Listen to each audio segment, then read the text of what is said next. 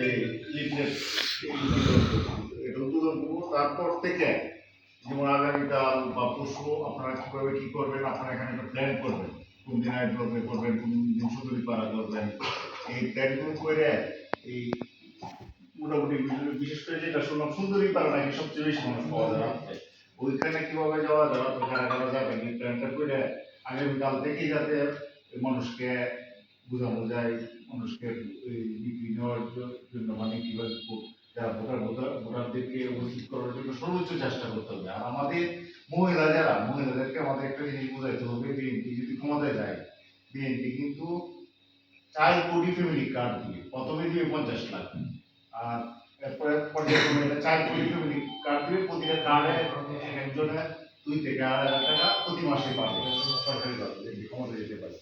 এগুলো বোঝাতে হবে। কৃষক যারা আছে, কৃষকদের জন্য বিএনপি কৃষি কার্ড দিবে, যারা 2টা ফসল করে একটা ফসল মোটামুটি ফ্রি পাবে, আর না হয় সার এবং বীজ এগুলো ন্যায্য মূল্যে 6 মাস কিনতে পারবে।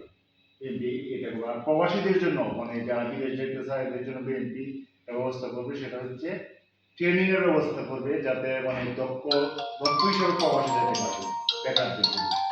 এরপরও এই যে উলামা মাশায়েখদের জন্য বিএনপি কিছু সুযোগ প্ল্যান করছে, ওদের যে ন্যায্যতার ভিত্তিতে যাতে সম্মানে দেওয়া যায়, এটা এরকম 8টা প্ল্যান করছে বিএনপি। এগুলো বুঝাইতে হবে পুরা বিভাগকে, আমাদেরকে আর মহিলাদেরকে বুঝাইতে হবে, উৎসাহ পাবে যদি আমরা বুঝাইতে পারি।